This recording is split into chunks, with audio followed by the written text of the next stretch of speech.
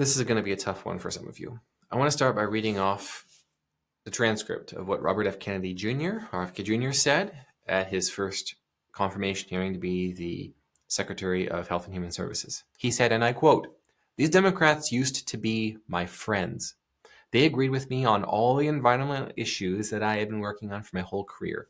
Now they're against me because anything that President Trump does, any decision he makes, has to be lampooned, derided, discredited, marginalized, vilified." 100% correct. Now, a couple of recent videos I've done, including Persuade Liberals Without Being a Jerk, to which one person said, "Why are you taking the fun out of it?" There have been a lot of views and a lot of comments, and a couple of them are critical enough that I want to read them to you as today's episode. At Kyle DeBears fan, I wonder what he likes, said in response to that video, "It's nearly impossible to convince someone who isn't willing to listen, especially liberals, since they are governed by feeling and not fact in the large majority of cases. And to make this worse, they center their morality on those feelings. So if you disagree with them, they treat you as moral opposition instead of just a different perspective. They will tune out any decent argument because no awful person could have a good point. Liberals value perceived fairness, not actual fairness." 100% correct. I had this conversation with a known affluent white female liberal recently, in which she said, quote,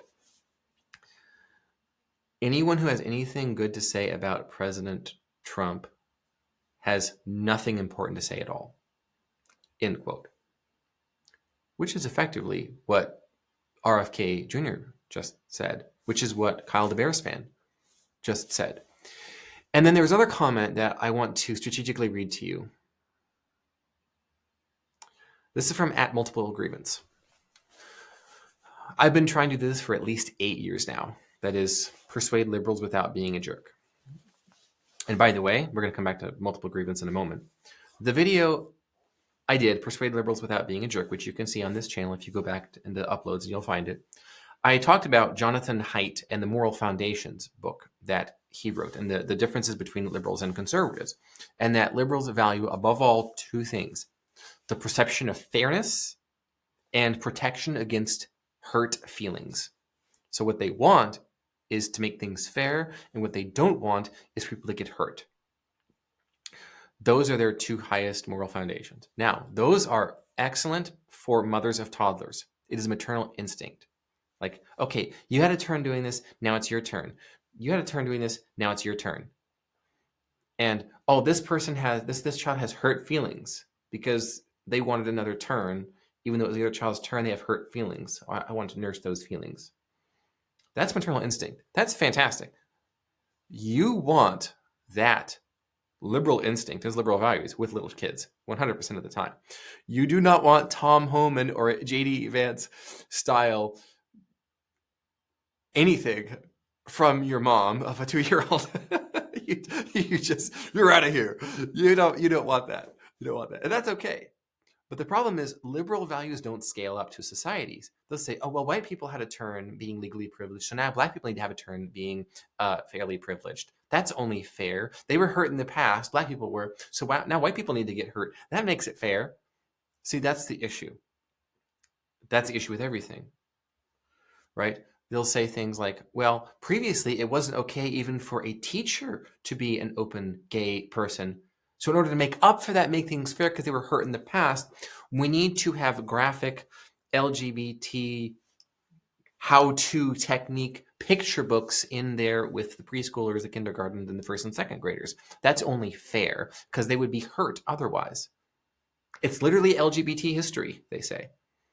So you see the problem there. It doesn't scale up, especially with cultural Marxism, which takes the Karl Marx oppressive versus oppressive perspective of societies, economies, where the rich mistreat the poor because they can get away with it, because of the actual power and actual privilege that they had 200 years ago. And they say, well, that dynamic, it's just like that with races and genders and sexual orientations and so on and so forth, right? Citizen versus migrant. Conservative pro-life activists versus those just trying to fight for their reproductive rights, right? That's the conversation that's happening there. That's what Jonathan Haidt talked about in his TED Talk, The Moral Roots of Liberals and Conservatives. That's what I talked about in that video, that if you want to teach liberals why you are a reasonable person and why they could even adopt your views, do so through the language of preventing hurt and helping fairness. And that's what that video is about. But at Multiple Grievance says, I've been trying to do this, Joshua, for at least 8 years now. And then the comment continues. The only real way to move a liberal to a conservative point is to trick them into it. They're already self-righteous, so the best thing you can do is immediately validate their worldview. That is, call bad guys the people they consider bad guys. Then they will think they are on your side, and that is absolutely crucial.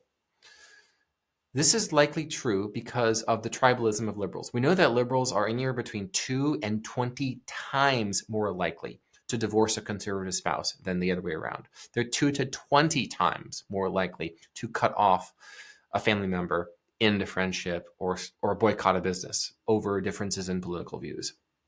They engage in a cult-like behavior in which 100% submission to their viewpoint is required. It doesn't matter what the viewpoint is, you have to submit to it. So it can change from one day to another, from one viewpoint to another. You have to submit. First, it was the Trump vaccine is going to destroy all of us, they said. And they said, if you don't get the Biden vaccine, you're literally killing all of us.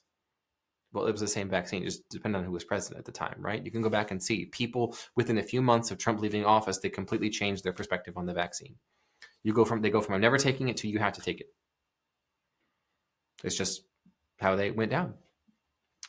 Let's see. They must not know that you lean right even a little. Continuing Multiple Grievances friendly rant here. Once you have that phony rapport, you can now dig deeper into an issue, and your goal is to show them that the outcome they want is pretty much identical to the outcome conservatives want. Don't say these things as a matter of fact. No, present them as questions. Your goal is to get them to make this observation. In my experience, it is the only way to get a liberal to start seeing the world as it really is. They need to think they are figuring something out. Any feeling of defensiveness and the conversation is over. You failed in your effort. I replied to that and said, I don't know if this actually works. Because the issue is you have to be lying to them. You have to hide yourself. And if you have shared any opinions at any point, well, then you're toast. You can't actually do that. If, like me, you're Googleable and everyone knows what you think about everything, kind of too late. So you have to, I guess, be a closeted conservative. And there's a lot of those in this country. We estimate that there are roughly 12 million closet conservative men who are married to outspoken, affluent, white female liberals. That's who their wives are. And you can just tell them no. You can just say, I don't really care, wife. And that may or may not get you the outcome that you want. People call that holding frame, and that's the correct way to demonstrate masculine and feminine polarity and dynamics in a relationship. But the issue is that liberalism is indistinct from a mental illness, and you can't really reason someone out of a mental illness. So it's tough. It's tough. I don't know if this episode was actually helpful, but I think it might be thinking some thoughts that are already in your head. And there's a few different points on this. The question is, I don't know if there is a way to systematically deprogram liberals because it's their identity, which is I am a good effing person. Like it's like Reddit morality, right? Just be a good effing person. Just be nice. Just be kind. Well, I'm a nice, kind, good effing person. Therefore, I would never agree with a conservative on anything. So it's tribalism that requires 100% submission. Now, the founder of Tangle News, Isaac, I think is his name, he pointed out that this is the problem with the left. He said that if you agree with them 85% of the time, they will cancel you and eliminate you from the tribe over that remaining 15% of disagreement. Even if only 1% of that disagreement, of that 15%, you communicate in public. He incorrectly pointed out, though, that the right has a cult of personality around Trump, which is that everything Donald Trump, the president, does is just perfect. No, that's not the case.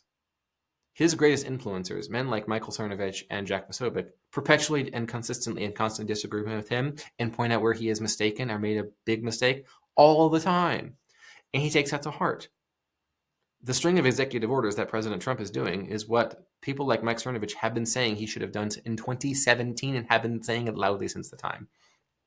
Mike even went and supported Ron DeSantis early in the Republican primary for the 2024 presidential election because he was talking the talk that he believed President Trump ought to have done in the first term. And then he collapsed under, it seems like, a malicious mole activity of anti-DeSantis, anti-Republican, possibly even anti-Trump railroaders, and he had the squirreliest presidential campaign of a primary we've ever seen. In any case, the reason why people like President Donald Trump as a personality is he is proving himself to be receptive to feedback, even being told that he was wrong about things. So Isaac gets it completely backwards. I think Isaac has to say both sides are bad in order to maintain the ruse of being a reasonable, nice, good, kind, effing person. When that, I don't believe that's actually the case. I believe he's, if you look at his stuff, he says Trump was good for doing this thing that liberals wanted. He's good for doing this thing, which liberals also wanted. So he's still liberal. You see, his worldview is that of liberalism. He's still in the cult. And part of being in the cult is claiming you are not in the cult. It's perpetually projecting what it is that you're doing. And this is what they do every single time.